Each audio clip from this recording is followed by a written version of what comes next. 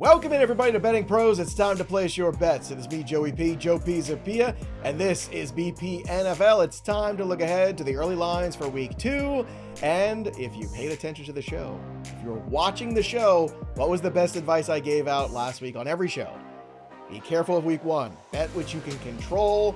And, of course, make sure you listen to the same game parlays on the Thursday Night Football show and the Sunday Night Football show, because we hit both of them.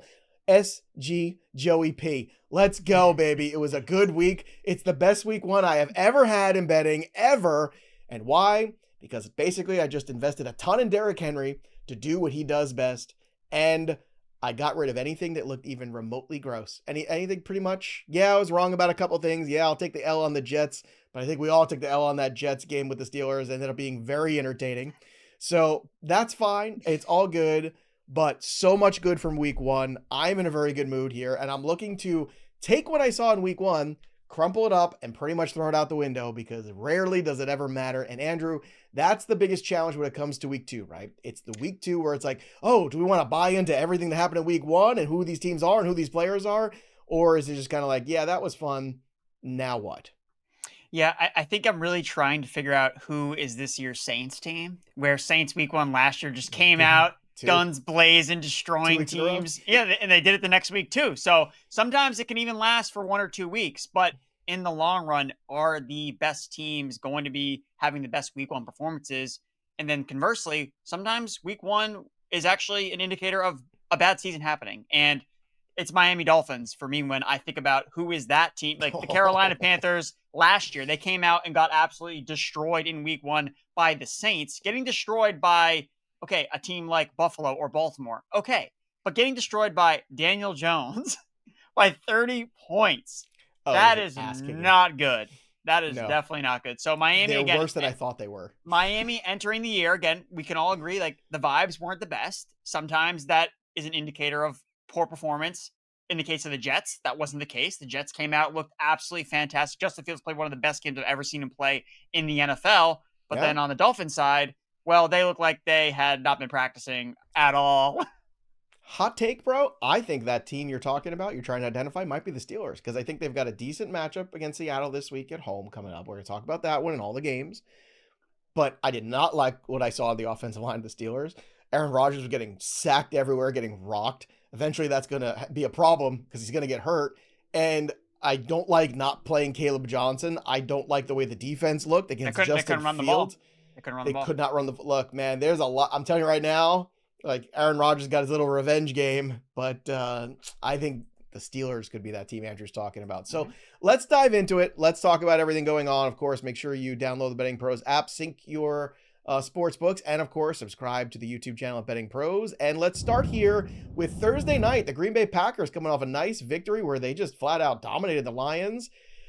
Try to tell everybody, when you lose 2 coordinators, you're going to have a bad time the next year. And I think the Lions might be in it. I do think they bounce back at home. We're talking about more on that in the show. But Washington Commanders coming to town. Short week for both these teams, both coming off a W. Here are the numbers on the consensus lines over on Betting Pros.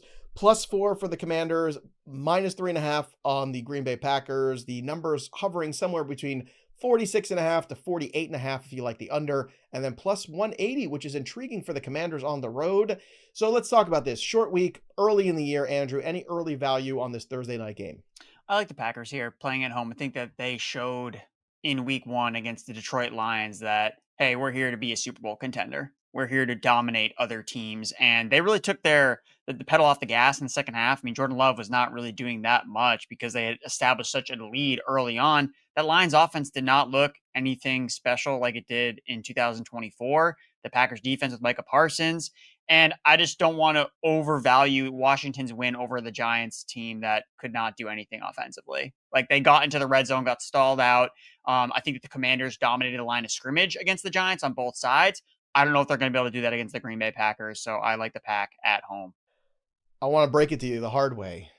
You're hanging out with Welsh too much because you just dropped a Welshism and you didn't even realize it.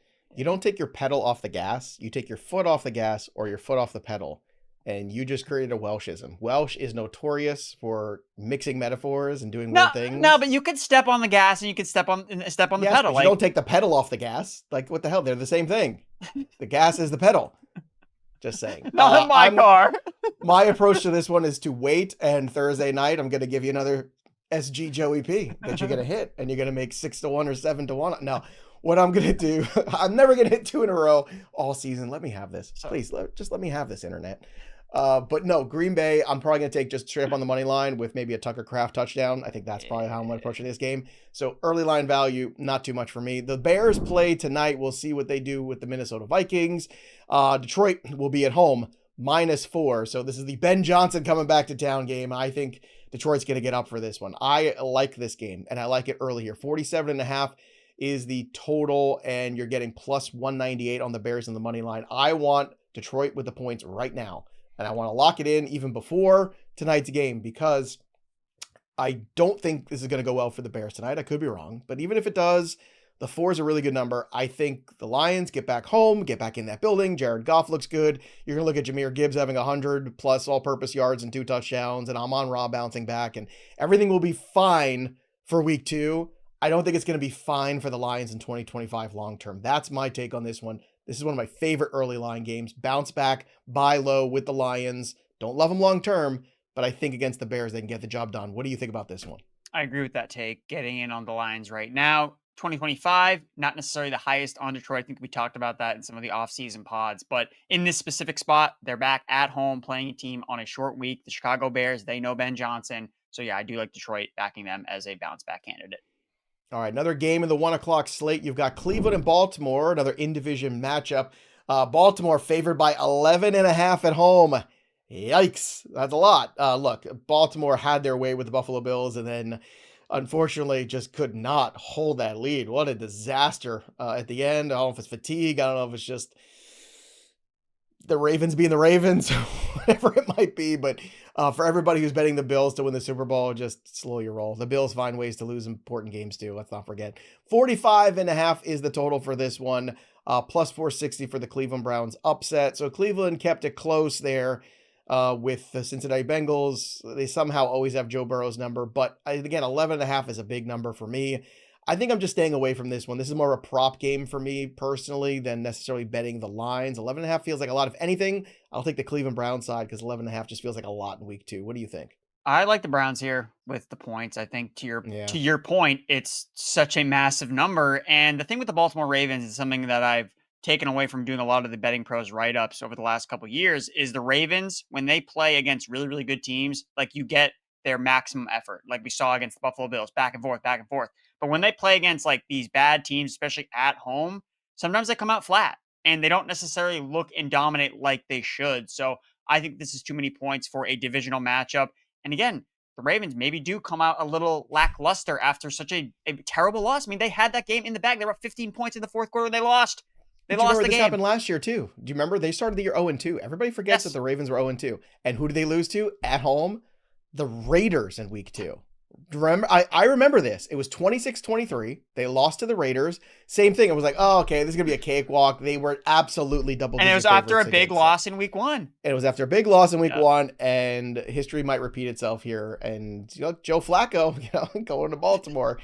Just saying, if anybody's going to stick it, I think the early value is definitely on the Cleveland Browns for this one. All right, let's take a break here and, of course, acknowledge the sponsor of today's show, and it's Hard Rock Bet, and we're very excited to have them with us. Of course, the Hard Rock hotels and casinos are something you're well versed in, but, of course, don't forget about Hard Rock Bet Sportsbook, and it's time to place your bets over there this season and beyond. Hard Rock Bet is the only legal sportsbook in the state of Florida.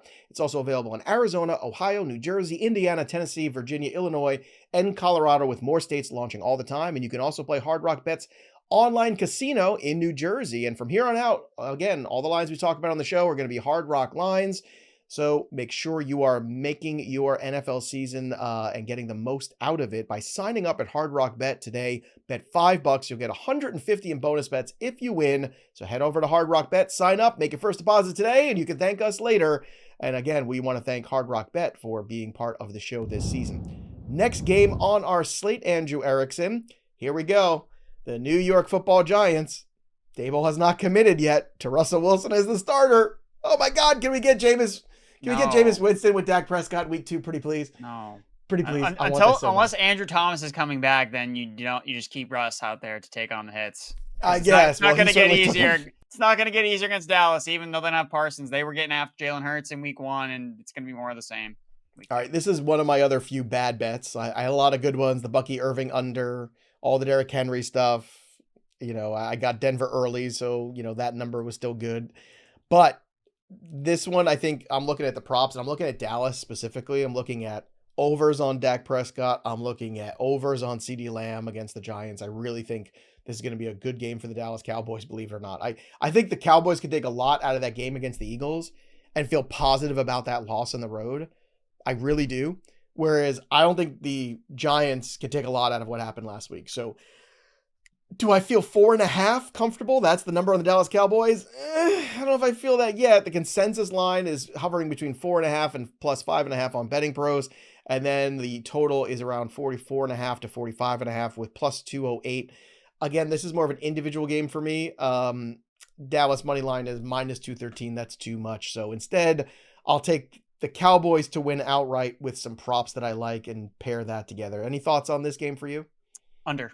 That's what I like in this game. Under 44 really? and a half. Okay. You have a divisional matchup. I understand. You have a divisional matchup. And when I rewatched that Giants game, I thought their defense wasn't the reason they lost that game. It's because their offense couldn't do anything. So I think the Giants defense remains underrated. I think they can do stuff to throw enough at Dak Prescott, and just not confident that with this Giants offensive line with Russell Wilson that they're going to be able to keep pace with Dallas anyway. So I don't think it's going to necessarily be a barn burner. I don't know if Dak and the Cowboys are going to be pushed enough we have to throw the ball 45 times. Like, I don't know if they're going to feel the need to do that against the Giants, knowing, hey, we play a little bit, just protect the football, run a little bit. We saw what out of Javonte. He looked pretty good in their Thursday night game against the Eagles. So I like the under here. Okay, so under there for Andrew Erickson, the Undertaker, staying on brand. Jacksonville Jaguars at Cincinnati Bengals. Look, this is one of those, again, classic Bengals week 1 stuff, right? I mean, they did come out with a victory for a change, but man, the Browns just own Joe Burrow. I don't know why they give him so much of a problem. But I do think this is one where Jacksonville comes to town in Cincinnati. The number is 3.5 here. 49 to 50.5 is the total, plus 160 for Jacksonville. This one, I like the over at 49. I would lock this in now because I do think this one's going to grow. So early line jump in for me, yes, on Cincinnati and Jacksonville. How about you? I think I'm staying away from this one for right now. I can't get a good read on the Jaguars necessarily because of, again, a lot of like weather delays this year for some reason, which has caused, it's really hard to have major takeaways when the guys sit for an hour and a half in between and then they go to second half. So it's hard to like, what was the actual game plan? What were things doing? So obviously the Jaguars handled their business. I was wrong about the Carolina Panthers, who again let me down in week 1 once again. So I'm going to take a little bit more of a deep dive into Jacksonville and Cincinnati because, like you said, we thought that the Bengals would do a little bit more. Again, they got the win against Cleveland, but not in the fashion that we all expected it to be in. So yeah, I'm going to wait on this one. Next up, we have the Los Angeles Rams and Tennessee Titans. So Tennessee goes home. I think this is actually a little bit of a dangerous spot because Tennessee did not lay down for the Denver Broncos. I think they were outclassed, but I think also the Broncos, certainly got in their own way. Bo Nix, especially early on in that game, got in his own way a little bit too much. So here's another one where the Rams are 4.5 point favorites on the road. Tennessee plus 5.5 at home. 41.5 the consensus line for the over. The consensus under on BettingPros 42.5. Tennessee on the upset special plus 206. Intriguing. I think I like Tennessee with the points plus 5.5 at home. Cam Ward's debut in that building. What do you think, Andrew? Yeah, this one is tough because again, if you just rewatch that Titans Broncos game, you don't necessarily think that Cam Ward was bad. I thought that he was making a lot of good throws. I think that they were put in a lot of positions to come away with the upset because every single chance the Denver Broncos had, they were just giving the ball back to the Tennessee Titans, basically begging them to come away with the win. But Callahan, I thought the play calling was terrible. And the fact that he didn't do anything unique where, okay, so we're just going to pretend that Calvin really doesn't exist. Like, we're not going to move him around the formation, try to get him away from Patrick Surtain. No, we're just going to make sure that you have to have Alec Ayuman or be your number 1 wide receiver, a day 3 rookie, and your debut start for your quarterback. That's the plan. So I think maybe it's more of an under for me here because I just don't have faith in Callahan versus McVay. I don't care where this game is being played. I'm not picking Callahan even getting some points. So I like Cam Ward, but I don't necessarily like the head coach right now in Tennessee. All right. I just think that's too many points, but we'll see. We'll see as it goes. If it grows more, look, maybe this is one that is an early value. Maybe people start to, look at the Rams and as it gets bet up a little bit, maybe it grows to 6.5, even better. So actually, as much as I like it at 5.5, I do think to some of the points Andrew makes here that you might want to wait on this one if you like Tennessee like I do, because I do think that most of the money will probably come in on the Ram side of things. I do think that. Let's go to Seattle and Pittsburgh. All right, so again, Pittsburgh, Aaron Rodgers got hit a lot yesterday. That defense did not look great. Seattle, offensively, snooze fest yesterday for them, for sure. So now it's the first game in Pittsburgh. I think the Steelers get off to a 2-0 start. I really do. The number for this game hovers between 2.5, minus 2.5 for the Pittsburgh Steelers. +3 is the best number on BettingPros for Seattle Seahawks.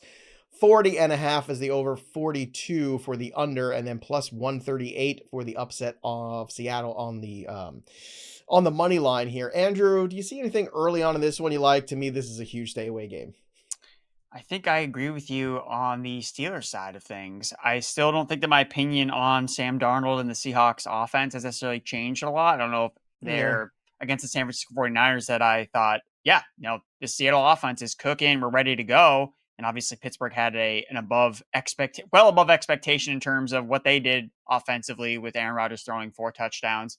Now, I think that a lot of that had to do with being put into positive schemes with Arthur Smith. I thought that really worked well for week 1 against the New York Jets. But one of these teams, either the Jets or Steelers, it's going to come back down to earth in week 2, I think. I don't think that we're going to see another 30-point explosion from both of these offenses. So I think that this one, dare I say, I take another under on a Steelers game at home. But I think this is probably where we see the defenses kind of come back to what we expected during the offseason. So I like the Steelers at home against Seahawks, even laying -2.5.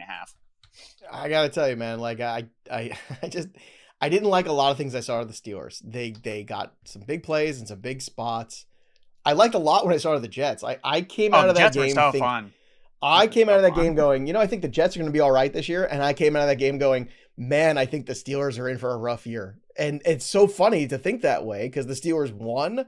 But if you were watching that game, there were a lot of, I think, positive progress things that the Jets have not done well over the years that they did, and a lot of positive things from Justin Fields. And then a lot of things where, again, bounces of the ball, moments there, Rodgers being motivated to stick it to the Jets, which again, can never. Well, I think too, and this is something that I was totally wrong in my analysis of the Steelers and Jets games. Fields actually talked about in the broadcast meeting where he knew a lot of what to expect from the Steelers defense. And I was taking the wrong angle with it. I was like, oh, well, the Steelers defense is going to know how to stop Fields, when I should have been, oh, well, Fields is going to know how to beat the Steelers defense. So I was totally wrong with that, where you could have taken both sides of that argument. And obviously only one kind of came through. So that's something to kind of keep in mind, that Rodgers knows a lot of these Jets players. Well, I think they both kind of came through because it smashed the over-under. Smashed it, like by halftime, basically. So I think they were both right, and the process was right on both. But I think we were both looking at it negatively. Yes, exactly. We were like, oh, they know exactly what they're doing, and I think the other thing is they know also the shortcomings of both quarterbacks at this stage in their career. But instead, it was the quarterbacks that actually reigned supreme. All right, let's talk about the Buffalo Bills and the New York Jets. So the Bills 6.5-point favorites in this one on the road. 45.5 is the total. You get right now +270 with the Jets at home on the money line. Andrew, any thoughts on this contest? I think that the Jets offense sets up well against the Bills defense. What could the Bills not do? They couldn't stop the run, and their secondary was getting absolutely ripped to shreds because they have so many injuries. Like, that's one of the biggest things with Buffalo right now. So I don't trust their defense, and I saw enough from the Jets offense that I really like that at 6.5 at home. Yeah, give me the New York Jets with the points. Give me overs on Breece Hall rushing. Give me overs on Justin Fields rushing totals. That's how I want this game. Same thing that I saw last year with the playoffs at Buffalo is they can't stop good running backs and good running systems and things like that. Aaron Glenn wants to run the football. They're going to run the football. I want the overs on those. That's it. I'm not going for this game at all. San Francisco at New Orleans here. New Orleans 7-point underdogs at home. 42.5 is the number. Sometimes you can get the under at 43.5. I'm seeing on BettingPros, and then +260 for New Orleans on the money line. Now, look, most likely no George Kittle for this game. It is Monday. We're recording this. We don't have news on that, but I think we're all thinking that way. But it seems like San Fran should have enough to still go in and beat them, even without George Kittle. So the question is, where do you want to go here for San Francisco? You're getting basically, look, at this point, the 49ers are, I think, benefiting from early schedule. That's what I'm going to say about them. And look, their schedule is favorable all year, right? Yeah, I mean, that's kind of why when we talked about that, like, that's why people are in on the 49ers, because they have an easy schedule, and this is part of it. So when they play bad teams like the Saints don't have in my opinion, the Saints don't have a home field advantage where, oh no, we're going to New Orleans. Like, how are we going to overcome this home field advantage that they have? I don't think they really have that. So uninspired from what New Orleans did in week 1, the Cardinals were able to come away with the victory. So I think that you just go right back to the well here and just bet against the Saints until proven otherwise. Just keep betting against New Orleans. Yeah, 6.5 is right now the best number I'm seeing for the San Francisco 49ers. That's right. Yeah, so that's one you want to check out there. All right, let's get to the next game on our slate. New England Patriots not off to a great start. Miami Dolphins off to a far worse start. This was in Miami. Exactly. That's the key point. Winless teams. Let's go. So the New England Patriots +2. Right now you're getting +1.5 on Miami. So it's kind of choose your own adventure. 43.5 to 44.5 is the total, and +110 for the Patriots on the money line. Look, Patriots, the weather wasn't great. We can make a lot of excuses. They're a work in progress. That's what they are. Miami Dolphins, I think, are a hot mess. I think, somebody described it this morning to me as they got donkey kicked yesterday into a burning barn. And I thought that was very funny. I thought that was very appropriate in the best way to put it. So what are your thoughts on this game here? This is another one. 4 outcomes. I'm staying away. No, so it's funny because I wrote about the last game between the Dolphins and Colts as a 4-outcome game, and I am glad that one of the insane outcomes ended up coming through with the Colts just absolutely demolishing Miami. Now, I think that people will have a pause with the Patriots because the game is in Miami. This is traditionally a spot where no matter how good the Patriots have been, they've always sucked whenever they go down to play Miami on the road. Like, that has been their bugaboo even during the Tom Brady era.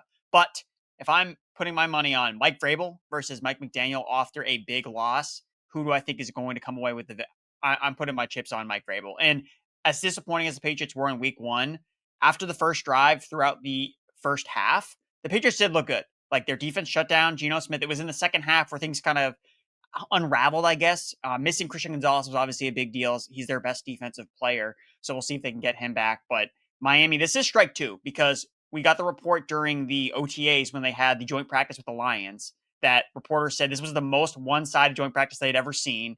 And then first game comes and they get absolutely destroyed by the Indianapolis Colts. I think that there is a chance that this Dolphins thing really gets off the train, and I want to take advantage of it. So I'm going to be betting on the bounce back for New England, giving them to just win outright. Real quick, just going back to the 49er game, there is a book where you can get the 49ers right now at plus money. Just saying, at +4. Just lock that in. Just go to BettingPros, lock that in. Just do that right now for me while you're watching the show before it goes away. Just go to bettingpros.com or download the app. This is what you do. And while you're at it, check out the betting systems, check out all the tools, the bet tracker, all those things.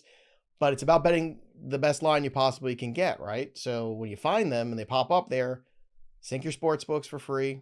Again, go to Hard Rock Bets too, get all of our sponsorships here, but also look for these best lines you can find, because there's one right now, and I thought I was seeing things in San Fran, but I ain't. So I just confirmed it. Go get it right now. I already locked it in, Andrew. I don't know about you. All right, let's go to Carolina and Arizona. All right, so Carolina once again loves to beat up Andrew Erickson in September. Arizona Cardinals, they didn't look great. Kyler Murray was dealing with an illness before the game. Arizona 4.5-point favorites in this one. Carolina +7 is the best line you can find. 44.5 to 45.5 is the total. +260 for the money line here on the Carolina Panthers. I'm tempted by the +260 with Carolina on the money line. However, I like Carolina with the points here. I just don't trust the Cardinals. I just don't. And I think the weird 90-minute break in that game just killed any sort of vibe that the Panthers could have put together. And Jacksonville looked improved, as I thought they would be. I think Carolina can go out there and at least keep this one close. What do you think? I think that this is probably a stay away for me. I got to give myself a break from the Panthers for a week to kind of reassess how I feel about them. This is when you bet the Panthers. Everybody listen. Whenever Andrew's in on the Panthers, you walk away. As soon as he breaks, you run to the window. Run to the window and get it. Historically, and I'm going to do it right now.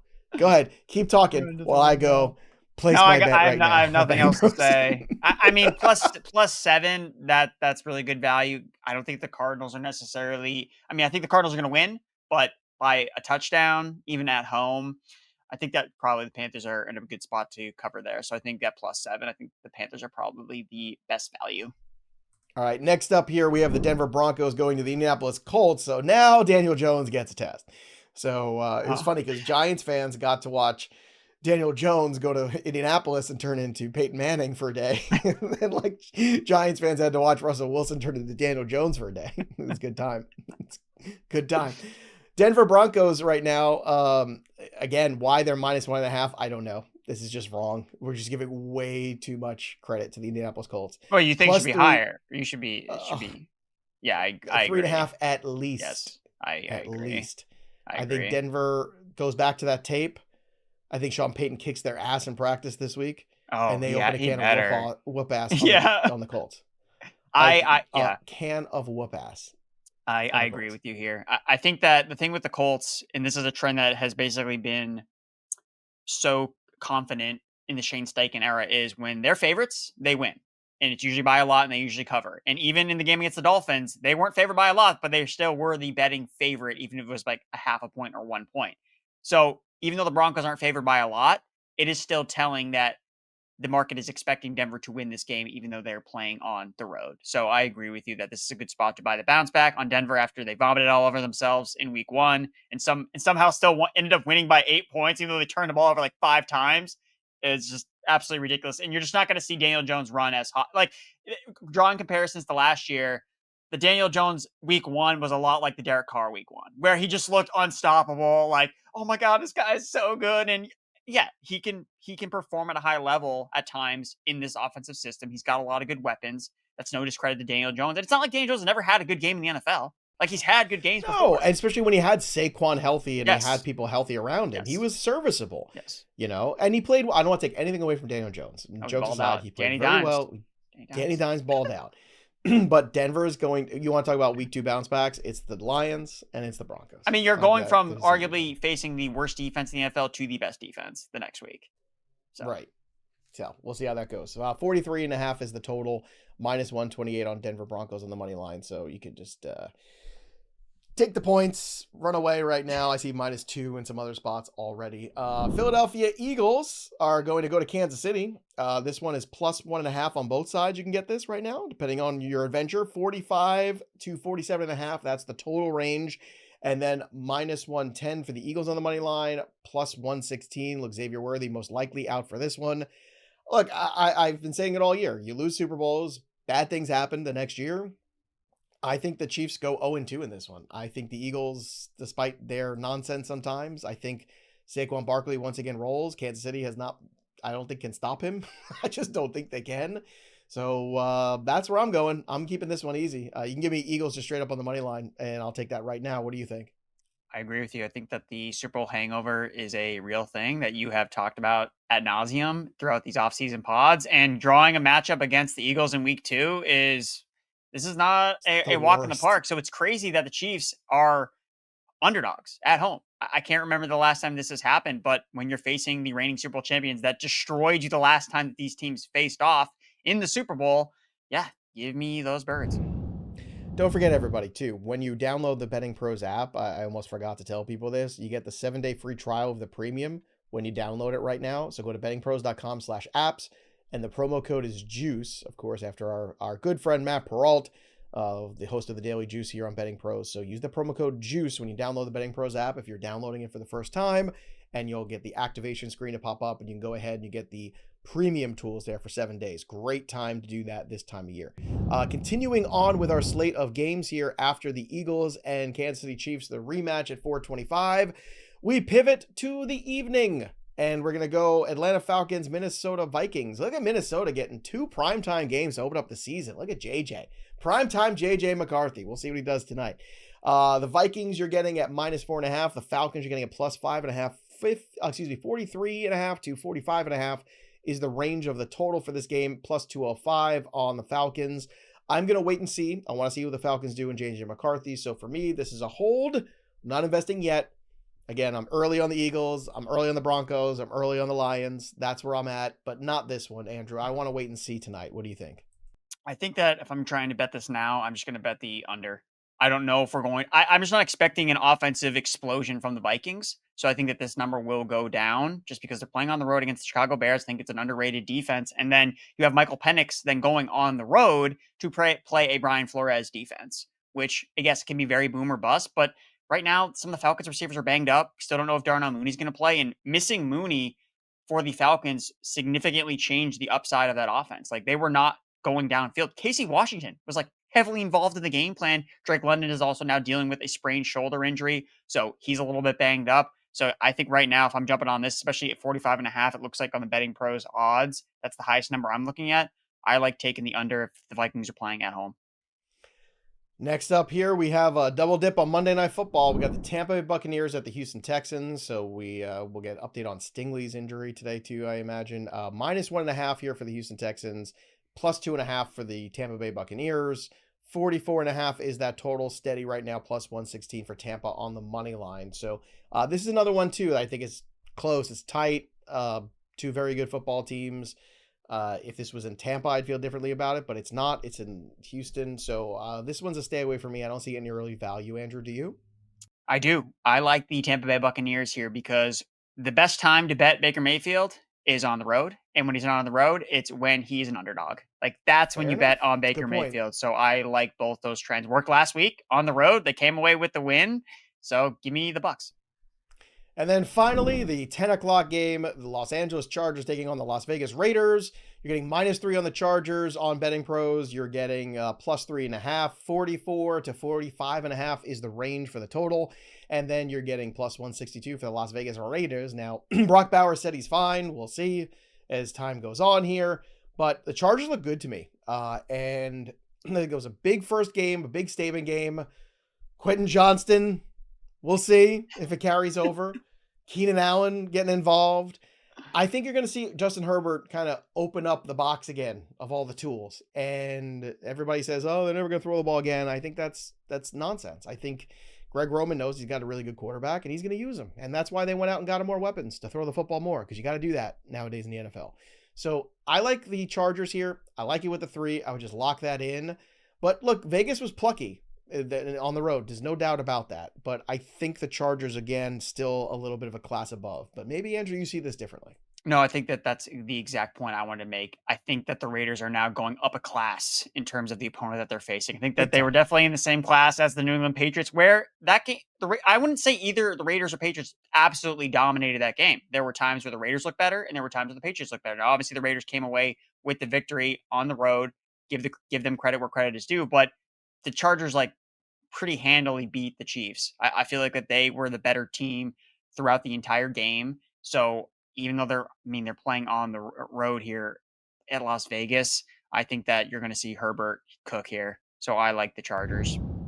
All right. And we like you to, of course, follow us on the Betting Pros YouTube channel. Make sure you subscribe. You can drop your favorite early pick right here in the comments below. And of course, you can also follow all of our picks over at bettingpros.com/apps. That's the place where you can go ahead and you can tail Andrew Erickson, Terrell Furman, Matt Brault, everybody's over there. And again, we're just trying to have some fun, talk some ball, get a little early line action. We're going to be here every single Monday doing this show, getting ahead of the lines as quickly as we can and hopefully finding some early values. So that'll do it for us, but the story of the game goes on. For Andrew Erickson, I'm Joey P. We'll see you next time, kids.